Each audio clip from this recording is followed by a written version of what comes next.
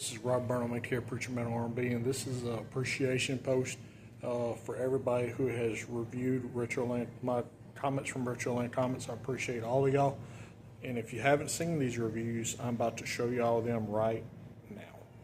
So the next episode of Cash App, my boy Robbie wanted me to review his work. Not only is he an indie comic book creator, he has two projects, Envy War and Sinless Society. The comic is produced by RetroLand, which is his company. And what I like about the story is that it follows the main character, Ronnie, who's a part of this kind of cyberpunk / Avengers world, where he's a part of a team of heroes who all have superpowers and abilities. One of Ronnie's powers and abilities is that whatever he touches, he can actually copy. Like the Absorbing Man, but better. And because of this, he has super strength, super durability, and a couple of gadgets we haven't really got to see just yet. The only one I've seen him actually use is his portable stunner.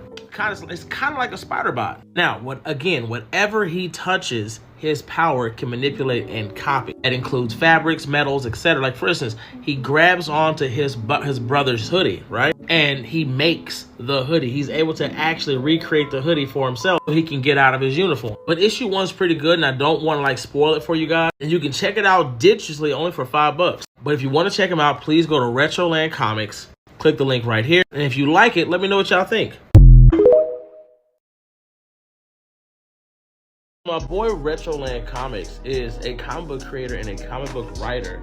And check this out. Bro wrote Envy War issue number 1 and Sinless City issue number 1. And I had the opportunity to basically review Sinless City. But then to my surprise, boy let me read Envy War issue number 1 and then Sinless City issue number 2. Again, Sinless City is a great book, but looking at how that book started and where he's at now, RetroLand Comics has had a huge upgrade when it comes to art, storytelling, and presentation in his comics. Like, I was gonna do a whole breakdown of both comics, but you gotta see this real quick. In Envy War, I want you guys to understand, if you've ever played D&D or you've ever watched Lord of the Rings, you're getting all that in this story and more. And the art and the presentation is top tier. You swear to God, this was made by Image Comics or even Dark Horse. I'm not gonna lie, as I was reading it, I felt like I was in a campaign of my own. Meeting all these different new characters, different races. This story is pretty much the whole package. But let's say you're not into it. Let's say you're into the superhero genre, right? Well, Sinless City has that. And I'm not gonna lie, issue number 2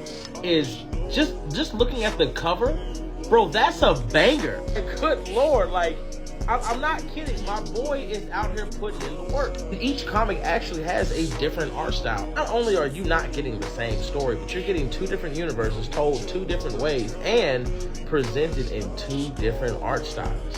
And for me, I think that's one of the best things about his comic books, or at least that's what I feel is bringing such a uniqueness to it. So I'm gonna have him tagged on this video. I want you guys to support him, because you can go to his website and he has both of these comics for $5 digitally. I'm gonna say it again. He has both of these comics $5 digitally. No, not 20, not 40, not 70, $5 for the digital copy. He already told me Sinless City issue number 2 will be out real soon. So what are you guys doing? RetroLand Comics is an independent creator that deserves support, and I want you guys to support him. Besides that, I'm King Lion. I'll catch you guys later. And I'm not gonna lie, if I had to give I don't like having favorites, but I'm sorry, it's something about Envy War that I just chef's kiss. I absolutely love this comic. One, it has such a good feel to it, and I'm not gonna lie to you guys, I feel like this could be a show one day. It's just absolutely beautiful.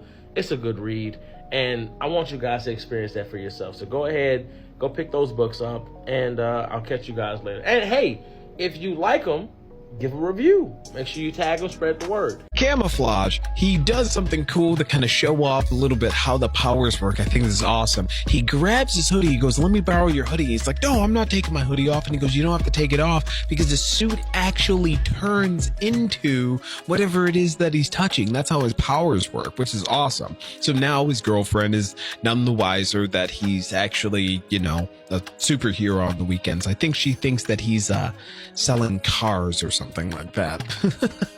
All right, welcome back to another edition of the Iconic Spotlight, where I highlight creators and review one of their projects. All right. Now, that being said, I just finished Envy War issue number 1. And let's just say that I'm impressed thoroughly. Okay, first and foremost, this is a fantasy comic from RetroLand. The writer is Isaac Cannon. The artist is Marcelo Santana, and the colors are by Mr. Ellis Carlos. Now, in a nutshell, without giving too much away, of course, it's about a disgraced prince, a crew of warriors and wizards, and then a dragon of dreams that is like building this army in the shadows. Now, I love fantasy, and all of that stuff combined had me like, all right, let's do this. Let's get into it. Now, I gotta start what is undeniable in the comic, and that's the art. It is super professional. It's clean. Mr. Marcelo Santana, you, sir, did not play around at all. You did your big one for real, okay? The creature designs, the lighting, all of the action sequences, I absolutely loved all that. A little spoiler, okay? There is a full-page werewolf reveal in this book that genuinely stopped me, like, mid-read. Okay, now, if you know me, you know that I love werewolves that stand on 2 feet, all right? To me, it's not a werewolf if it just changed into a wolf. Like, you can just shapeshift into a wolf. But to me, that's not the... It's no. Okay, so I'm on a tangent. But either way, next, Ellis Carlos, you killed the colors. And to me, that's doing a lot of the real storytelling work. Every location has its own palette. All right? If they're in a tavern, it feels warm. If they outside in the cold moonlight, you feel that. The hot magenta dream space thing y'all got going on, love that. And to me, that's high-level craftsmanship and an attention to detail. It's just undeniable. And the world also has a solid foundation. The lore around the Amber Emerald and the Dragon of Dreams, it's all layered. And that says a lot because this is issue number 1. So you could tell that this team has a bigger thing in mind. Now, here's where I'm going to keep it 100. All right, the script needs to slow down a little bit, in my opinion. There are characters in this book I still really couldn't name by the last page. Like, the party moves so fast through the plot that we never really get a real moment with anybody except for a guy named Balin the Wizard. And honestly, I'm not mad because he was like the most entertaining person in the issue for me. Razor, however, is like the lead, and I feel like he needs more shine. Like, he does something major in the story I don't want to give away, but it makes it hard to feel it because he didn't really get the shine he needed to make that more impactful. But here's the thing. Issue number 1 is supposed to make you want issue number 2. And I do want issue number 2. That last page alone nearly does it for me. Chef's kiss there. All right. Overall, Envy issue number 1. It has the art that carries the weight. It is a story that needs to breathe a little bit more, but I am watching this one. Overall, I'm going to give it a solid 8 out of 10. If you want an honest review, without all the fluff and the clout chase and the nonsense, shoot me a DM and I will give your work an honest shot in the light that it truly deserves. Again, shout out to RetroLand for this work. Issue number 2 review is on the way. Stay tuned. Yo, welcome back to the Iconic Spotlight, the segment where I put a light on the indie creators who are out there doing the work without any big publishing behind them. So if you're building something from the ground up, then this segment is for you. It's about you. But today, we are looking at Sinless Society issue number 1 from RetroLand LLC, an indie superhero comic from a team that clearly they have this whole universe mapped out in their heads. Okay, so let's get into it spoiler free. All right, listen up. Now first, the art. Marcelo Santana, second time I'm calling you out, big dog. Not playing around. The action sequences is clean. The lighting changes are based on the scene. The costume designs actually mean something, y'all. That level of detail is a chef's kiss. And the cover will stop me in any bookstore. And for me, that's hard to do. It'd be a lot going on. But the cover is dope. And then they hit you with this like splash page at the end of the issue. And for that level of detail, that level of oomph in an indie comic, top tier. But I will say, I'm saying this with love, of course, that they have a lot of factions. The AEL, the Executioners, the Portals, like literal hell. And by the end, I don't really know anybody. The story moving so fast to get to all the popping stuff that it kind of forgets to make me care about who's actually in the stuff. Because of that, I'm going to give the issue an 8 out of 10. The art earns it. The writing just has to catch up. But for an indie's first issue, that's a tough score. And if you are into superhero comics with like actual ambition behind them, then go find issue number 1 by RetroLand LLC. Issue 2 just needs to slow down just a little bit. You got a lot of stuff that you can build on, so make sure you don't waste it. And again, if you are a comic, poet, novelist, somebody out here building something on your own terms, I want to feature you. Submit your work to the Iconic Spotlight. Just shoot me a DM. Let's get as many eyes on those projects as possible. Stay tuned, y'all. Happy My Comic Book Collection Day. It is Monday, which means that it is the day that we show off some of the cool stuff that we already have in our collection. And over the last 2 weeks, I've been picking up some books that I've been meaning to get to kind of strike off my list. So I want to go ahead and show you some of those books that I got right here.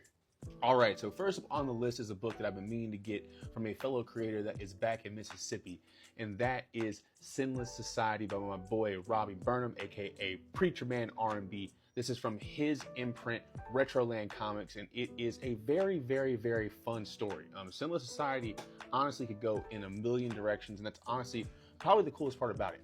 It revolves around a team of essentially a small strike team that is kind of fulfilling small government contracts, and it's led by a small core family. There's a father who's kind of leading the whole team, 2 brothers, Ronnie and Donnie, and then their man in the chair, Tech.